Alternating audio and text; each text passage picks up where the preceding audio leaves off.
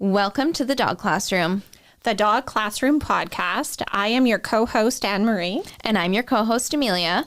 Like and subscribe on Spotify and YouTube in video format. And now into the episode. Here we go. I'm your co-host, Amelia, and today Anne-Marie is on vacation, and we have Kelsey, our special guest.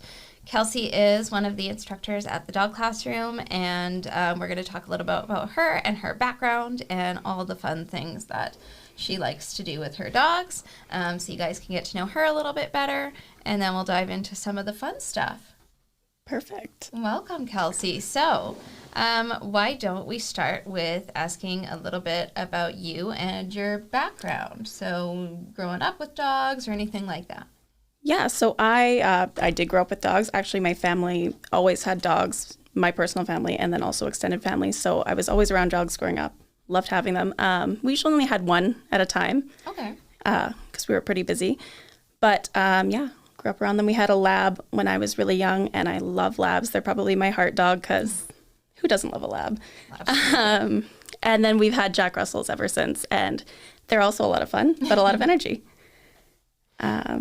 And now you have a pointer, right? Yes. So apparently I just love the energy. And I do have a pointer now, and her name is Styx, and she's a lot of fun as well. So we'll talk about her a little bit more later, I guess. Yeah, we will. So as far as growing up with dogs, I know everybody, like when myself and Emery did our intro episode and we talked about our experiences with dogs, so I had sort of like my crossover journey with training. Did you have any prior experience like with working with dogs or any ideas about dogs that you had? So I guess growing up, we trained our dogs, but we didn't do a lot of training with our dogs because they were usually country dogs. They ran to their heart's content and they retired. So they never really had any big behavioral issues because they didn't have the opportunity to have those, I guess. Yeah.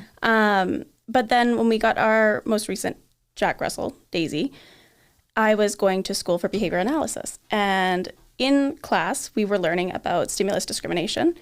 And the prof played a video about stimulus discrimination. It was teaching a dog to match to sample. So matching an object on the ground to one that you're holding up in your hand. It was very cool. And so that was kind of my first thing, like, oh, I can apply my behavioral principles to training dogs. And so I went home during the break and I tried that. So I taught her a go to mat cue. So she would go to mat, and I was trying to teach her how to match to sample. And that was kind of my first little, oh, this is a lot of fun. And the same principles I use with people can be used with dogs as well. That's pretty cool. Yeah. That's a cool little intro. So when you say stimulus discrimination, I know that you and I like to get nerdy sometimes and go into the technical terms. Maybe just a brief description for the audience. So we started with tennis balls. So what I would do is have a tennis ball on the ground, tennis ball in my hand. I was teaching her just that the tennis ball in my hand meant that she should go see the tennis ball on the ground. Okay. Then we would add more than one object. So I would teach her another object, and then I would put them together, and I would ask her to match whatever was on the ground to the object in my hand. So I was teaching her the stimulus, which was in my hand there, to discriminate between two of them. Okay. So discriminate between two objects. You had on the floor, you had a ball and you had a bone, and you pick up the ball, you want her to touch the ball. Yeah. You pick up the bone, you want her to touch the bone. Yeah, exactly. Okay. And really so cool. She's having to discriminate between what's in my hand and what she has in front of her, and having to go and get that object. And she was able to do that? Yes, she was. It took her a little while, but she just wanted the treats really initially. And then we worked through that, and she had a good time doing it. Beautiful. Yeah. So moving on from there, you mentioned that you were in school. So your education, let's talk a little bit about that. So what did you do school-wise? So school, I was in high school. I didn't really know what I wanted to do when I was done high school. And so I kind of just went the route that a lot of people go. I said, okay, nursing, tried that for a little while. Wasn't my thing. I went to applied behavior analysis. I liked that a lot. Not applied behavior analysis, applied biomolecular sciences. And that was fun too. But while I was doing that, I got into support work, working with older people and people with disabilities. And I really enjoyed that. So I got into developmental services work after that. And it was there that I actually learned about behavioral analysis and how to use, the principles of learning to influence behaviors and to teach people skills and everything. And I had a big passion for that. And I got to apply it in a lot of different settings, addictions and mental health, school settings, lots of different scenarios. And I thought, this is really cool. This is something I want to learn more about. And so I started looking into programs, and George Brown College had a program in applied behavior analysis. And so that's kind of what I decided to go into. So I finished my diploma, and I went to George Brown College for applied behavior analysis to learn more about the science of behavior. Yeah. So when you were, I think you were home, maybe because of COVID or some reason, when you started training with Styx. Yes. So when did that all happen? What's the timeline here? Okay, so it was pre-COVID, I started my program, I think 2018, I want to say. And I was in school there for 2 years, and then 2020 hit. I was in the middle of my second year, and they said, oh, school's shutting down for the time being. Everybody go to your dorms. And so I lived in my dorm for a couple of weeks. My parents came and picked me up, and we moved me back to Thunder Bay. And that's where I stayed for the next 2 years. And as everybody knows, lockdown happened. Not a lot to do in lockdown, and my partner was working a lot. So I spent a lot of time by myself. And so I was kind of I'm like, oh, I really would like to get my own dog, because we had my family's dog living with my family. But I really wanted to get my own dog. So I said, can we get a dog? Can we get a dog? And then I went to, can we get a cat? And that's when he said, okay, maybe we can foster dogs. So we looked at fostering dogs. We applied to foster, and we ended up getting a foster dog. And she was lovely. We really loved her. She was a great dog. She did have some behavioral issues. And at the time, I didn't know a lot about training with behavioral issues. But she was a great dog for us. And in the house, she did great. She loved to work. She was a Border Collie, Spaniel mix. And so she absolutely loved working. She did have some problems with fear biting and fast reaches and everything. Okay. And we were working on it. And we did actually want to keep her. We thought, okay, she's a great dog. But we thought about it a little bit more, because we were thinking, she's a great dog with us, but you can't trust her around other people. You'd always have to be watching her and everything. And you could work through that. But there comes a point where you want to be able to leave your dog with other people for a certain amount of time and not have them reaching, especially children. We have a lot of kids in our life. And I would never want to put a dog in a scenario where they're uncomfortable around a kid and feel that they have to snap. So we thought, okay, I don't know if we're the best family to be keeping this dog. And as it turned out, we weren't, because a few weeks later, a family applied to adopt her. They adopted her, and she has 5 acres to run now. She's having a great time, living her best life. Love that when the fosters work out so well. Right. And I was like, okay, we knew we loved her, but we weren't the right home for her. Yeah, and I've totally had that with some foster dogs in the past as well, where I'm I totally, you have this connection with the dog and you love them, but sometimes, it's a hard thing to admit when you're not the right person or the right home for that dog. Yeah. So I think that's really important that people can see, that happens to all of us. That happens to you too, right? Yeah. So after you fostered, you sort of thought about getting a puppy, or what happened there? Well, my parents were mentioning that, okay, if you guys really do want a puppy, we're willing to get you the puppy for a Christmas present. We were like, okay, this is great. And so we started looking at kind of what puppy we were interested in getting, because there's so many dogs out there, so many breeds. The other thing you had going against you in COVID is that everybody was getting a puppy. Everybody and their mom was getting a puppy. And so there weren't actually a lot of puppies available at the time, especially through rescues, because that was our first avenue, was, okay, let's look at the rescues. Looking for puppies, they didn't have a lot. So we thought, okay, we'll look at breeders. And even breeders, so many of them had wait lists and stuff, and we started kind of thinking, what kind of dog do we want to get? Because one of the biggest things for me is you want a dog that's going to fit your lifestyle and fit in with you. So we started thinking about our lifestyle, and growing up with Jack Russells, I thought, okay, I love a Jack Russell. I do love my Jack Russell, but I thought I kind of want something different, and maybe a large-sized dog. And I know my partner also wanted a large-sized dog. So we were looking into large breed dogs. I said I love labs. Like I said, they're my heart dog. But we were living in a really small apartment at the time, and we thought, okay, 90-pound lab in a 2-bedroom apartment, not the best mix either. Now, I did get a pointer, but they are smaller. I was thinking it. I didn't say it, but I was thinking it. Yeah. So we were looking around. We looked at beagles. We looked at labs. We looked everywhere. And I said, I'd always had a love for pointers ever since I watched the Westminster Kennel Club show. And I think it was the 2017 winner who was a pointer. And I thought, that's a beautiful dog.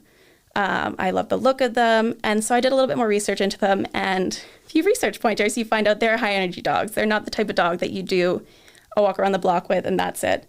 And we thought, and we're pretty active people, and we were willing to take on the high energy dog. We were willing to do the training that came with it. And I messaged my sister. I said, we're looking for dogs. And she actually sent me, I told her some breeds we're looking for. And she sent me, my friend of mine is having a litter of German short-haired pointers. He's got one left. She's 14 weeks old. She's ready to go to her home. And we thought, oh my gosh, this is like fate. So we said, yeah, sure. So we got in contact with them. We went and picked her up, and she's been a great dog ever since. Miss Styx. Yeah. She is right there Here on she the is. website. So on our website, we have the Meet the Team page, and Kelsey is actually on there with her description. And you can see a picture of her beautiful pointer Styx, who is now almost 2? 2.5, actually. 2.5. And I did say she's been a great dog ever since, but I'm not going to lie, we had some challenges. There were some at the beginning. challenges. So Yeah. let's take a step back and go into how did you start training dogs? Well, I knew as soon as we got a dog that I wanted to get the dog in classes because socialization and just learning from certified trainers. Through my background in applied behavior analysis, I did have some good knowledge on behavioral aspects, how to use reinforcement, how to apply it effectively. But I felt I was missing that piece on dogs specifically. And so I thought I would love to get some more feedback. So I signed up at the dog classroom for classes with Amelia, and I was really excited to go to classes, but we had to wait a little while, and I was really nervous about that. But we went to classes, and we had a rough time, actually. We had a rough go of it initially. Okay.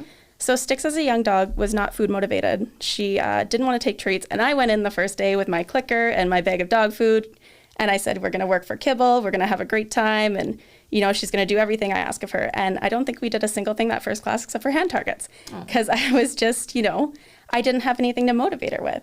So I talked to Amelia. I was like, okay, how's this going? Like, what can I do? How can I get her to do more work? And she said, you have to motivate her a little bit. So I found more motivators. I found some better treats for her. I found some cheese, and we eventually got some more done.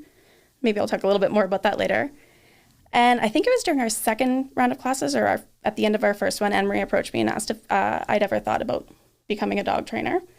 And I said, well, actually, I was thinking of asking you about it because I was really interested in applying the concept I learned in school to dogs specifically.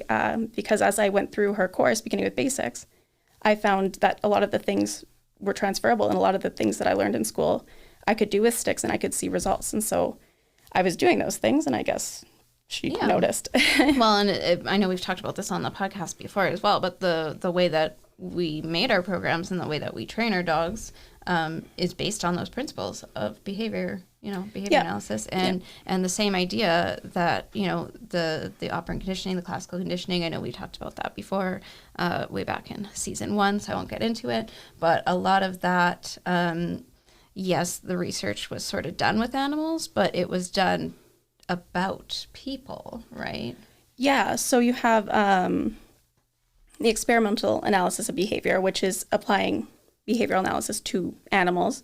And usually everything starts out there. And Skinner's initial work was on pigeons, using a Skinner box, seeing if pigeons would continue to press a button to receive some food out of a little dispenser. And they did. And so that's your positive reinforcement, right? Mm-hmm. Press the button, you get some food. You're going to press the button again because you want some more of that food. And so reinforcement does work. It is effective. Mm-hmm.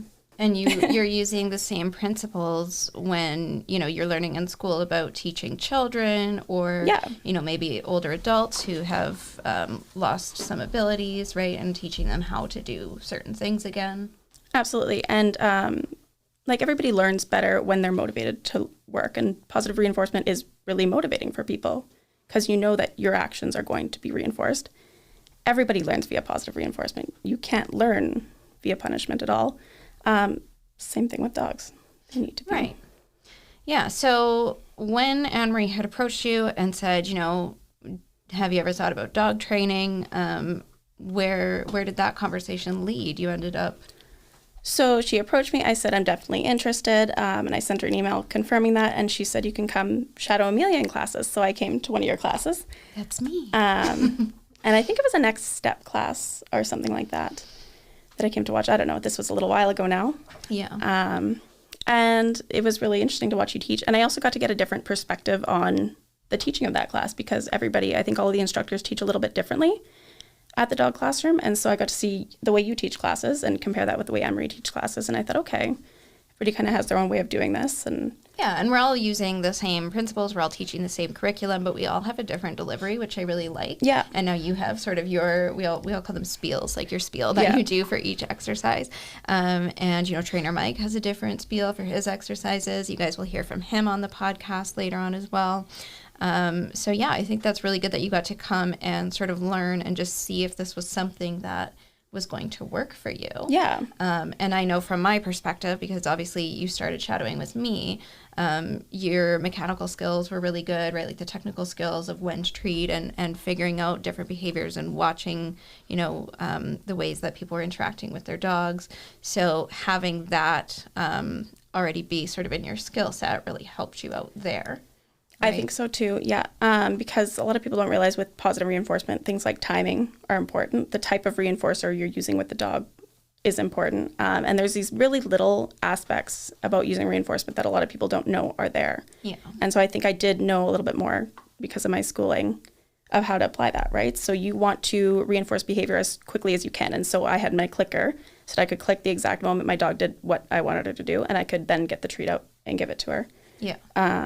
And I came in with a pretty good basis of that. It was you guys who gave me the dog-specific things related to learning that I needed to know. But I think, too, and I say this to clients all the time, is when I have a dog that's really struggling for, you know, motivation-wise, right? So people are saying I can't find a treat that they like, or, you know, they don't like treats or whatever. I'm like, here, talk to Kelsey, because you had to get very creative. Yeah, so I did talk about Styx a little bit and the fact that she wasn't very food motivated. And even when we went to cheese initially, sometimes cheese was great, but she is a pointer, which is a breed with a high prey drive. And as such, she has a lot of motivators outside of me that she's interested in. So it was almost like if she couldn't get the motivation she was looking for from me or the reinforcement, she was going to look elsewhere for it. And that's totally what everybody does, right? If you're not getting reinforcements from somewhere, you're going to behave differently or look somewhere else for your reinforcement. And so I had to get really creative and find out what drives this dog. So I know she's got a high prey drive. So how can I work that into my training? And so scent work was a big part of that, I think. Mm-hmm. And I say this when I'm teaching scent work all the time is this was the first class where I actually got to connect with my dog. And I found that our training really was taken to the next level and found that she enjoyed training with me. So beginning with basics, next step were great. We got to work on the basics and we did great with those at home. But when she was confronted with all those extra motivators, like the other dogs or other people in the room, she struggled. When we did scent games, I got to engage with her with training in a way that she enjoyed. And I think that really made all the difference for us in our training. That makes sense. So I'm thinking about it in my head and you're saying, you know, the sort of obedience curriculum is more things that we enjoy, that we want to do. And the scent games was more something that she enjoys. So I know that when you started, I was a certified scent games instructor. And I started sort of the scent games program initially. And it's just, you know, it's not necessarily my passion. And I remember you talking about it a lot. So I sort of ended up handing that to you. You shadowed it a little bit. And then you sort of started to develop a new curriculum of your own, right? And teaching now multiple levels of different scent games classes. Yeah, so actually, I think when Emery initially approached me, she did mention she was looking for a scent class instructor. And I had mentioned that I was interested in gun dog training, owning a gun dog and everything. And so I said I'd be definitely interested in that. So I took it from you, and you passed on the curriculum to me once we had learned from you a little bit. And I really enjoyed teaching scent work. And I think I prefer taking a pet owner way of things about it.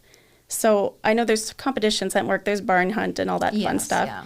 And that's great. And if you want to compete in scent work, that's amazing. But I think it's really valuable to pet owners as a way to tire out their dogs and also build their relationships. And I think that's where my interest lies in scent work is I want to teach pet owners how to do something fun with their dogs, maybe how to do something that's not just taking a walk with them, and how to engage with them and just have fun, build their relationship through scent work. So I do the level 1 scent work, which is a lot of fun. It's really games based. So I like to train them on the basics, you know, learning to search, learning to use their noses, learning to work as a team. And then I like to set up stations and different types of scent work and searches. So different arrangements and everything like that. Yeah, and they really build their confidence through those different Yes. arrangements so that you can make the games a little bit more exciting. Because I know in the beginning, it seems like I remember when I took my first scent work class, I was like, this is a little bit boring, right? Like you're just kind of watching your dog sniff. But as you see the confidence building and you see the joy that they're getting out of it, then you start to enjoy it as well because you're doing something with them that they really like. Absolutely. And I find that with the dogs that I watch in scent work all the time is you start to see them really come out of their shell a little bit, and they learn to enjoy working for their owner. And so you get dogs who the first day they come into class, they're really excited. They're running around at the end of the leash. They're trying to get to the other dogs. And then you teach them the game, and by week 3, they come in and they're really ready to search. So they're on their mat. They're waiting for their owners to set up a search. And then they're doing their start lamb routine. They're getting sent to search. As soon as you release them after they're done finding everything, they're back to their mat. And so it really helps build focus with people too, with the dogs more so. And teach people that their dogs don't just have to be at the end of the leash. They can do other things. Yeah, and even for reactive dogs, like I know you do the online scent work at home, right? Yeah. Scent Games at Home is a webinar that Kelsey offers sometimes. And for dogs that maybe, don't do well in a group class full of other dogs, or you prefer to work in the comfort of your own home. So that's also an option for them. For sure. And even the Scent Games class, I think I've had a couple rounds right now recently with reactive dogs, but I had one session with all reactive dogs, but everybody would come every week with their dogs. We'd give everybody space getting down the stairs. Once everyone was working, you didn't hear a peep out of them. No one was reacting because everyone was doing an activity they enjoyed together. Yeah, and I mean, we could do an entire episode on scent work and all the different Absolutely. things that goes on in the dog's brain when they're engaging those senses, but we don't have that much time. No. So we will move on to Retrieve, which is a class that you developed. I know we had tons of clients that were asking about Retrieve for a number of different reasons, right? Yeah. And so you ended up developing a curriculum around that. Maybe you want to talk briefly about the class? So yeah, I guess I'll start where I got started in retrieving. So with Styx, I had wanted to do gun dog training with her. And I found that we were struggling a little bit with that, and especially with retrieving. So pointers are bred to point, and yes, they can retrieve. But when we played fetch, she would want to run, show me where the ball was, and then expected me to go get it and throw it again. And I thought, this isn't really working for me. I want to change the way we're doing this. And so I looked at teaching her to retrieve. And initially, it was a little bit of a struggle. So I took some courses on retrieving and teaching her retrieve to hand using the clicker. I've read quite a few books on it by now. And so my course is designed after everything that I took in terms of education and also what I did with my own dog. And so we teach a clicker retrieve in the retrieving class. We can use verbal yeses, but I prefer the clicker because it's a lot more accurate. And I find when you teach it this way, using positive reinforcement, making it almost a game for the dog to play and using shaping, you can really teach any dog to retrieve. Even dogs who didn't like to retrieve before, they can learn the skill too. Well, Kelsey taught my Chihuahua to retrieve. And you've had some Huskies in class. Yeah. You've had lots of different breeds. Yeah, we've got a Bouvier right now. We've got a lot of different breeds. And so it's Jack not just Russells. Something that's for labs, right? I think a lot of people think retrieve and they go, oh, I don't have a golden retriever. I can't. I can't take that class. It can be any type of dog, whether they like retrieving already or they don't. If they don't like retrieving, it might just take them a little bit longer to learn. So you have to learn to be patient with them. But I think that's the fun of training with your dog, is watching them learn. And retrieve class, you really get to watch them learn the skill at each little step. It's really interesting. Beautiful. And I know that's a very intensive course, but it's a lot of fun. Yes. The homework is a lot. Kelsey designed it. It's homework booklets. Yes. Right? So if you've ever taken a class with me that I've designed, my homework can be a little bit intense because I really like to break down the skills. And retrieving especially, people have to do the homework. Otherwise, the dog's not going to learn to retrieve. Yeah. And so there is an entire manual that I put together of all the little retrieving skills now, and then individual weeks homework telling you what to do from that manual. So you will have to do the work, but it's all broken down for you, and you can do it if you're willing to. So I don't like to intimidate people with it, but it is, yeah. Yeah, we're just being realistic. Yeah. So to sort of wrap it up, why don't we just go back to briefly, your education, your experience. How do you feel like you put all those things together in order to best serve your clients? I think it's a really good question. I think using my education, I'm able to, we learned a lot about dissemination of our behavior analytic principles in school. In English, please. So just the things that we use to modify behavior and to teach behaviors and everything, all those technical terms, we learn how to translate them to mediators or people who are going to be carrying out plans that we make for them. And so I think I've taken a lot of that in terms of how I explain things to clients. I like to approach things by breaking every little skill down. So big fan of shaping and chaining and all that. I guess shaping, when you're building behaviors up step by step, you're reinforcing small steps that lead to a bigger behavior. And chaining is when you're breaking behavior down into components and adding those components together at the end. And in terms of working with the people, I like to make sure that people have a really detailed explanation of what they should do for each exercise that I give them. So I like to say, we're going to do step 1, you're going to take a treat. Step 2, you're going to put it to the dog's nose and bring it up above their head. Step 3, their butt's going to hit the ground, and that's when you're going to give the reinforcement. And I like to do each little step like that because I think people learn really well when you break things down for them. Yeah, and I think that it works really well for you, and obviously it works really well for your clients as well, right? Yep, absolutely. Awesome. Well, thank you so much for being our special guest. Thank you. I was happy to be here. We'll definitely have you back again for our next episode, which is on working dogs. Beautiful. Thank you so much for coming on and being our special guest. For all of our listeners out there, if you're interested in connecting with Kelsey, taking one of her courses, you can check out our website, thedogclassroom.com. She's teaching scent games. She's teaching retrieve. She also offers walk and train services and a very limited number of board and train services. So if you're interested in any of that, you can connect with her at thedogclassroom@tbaytel.net.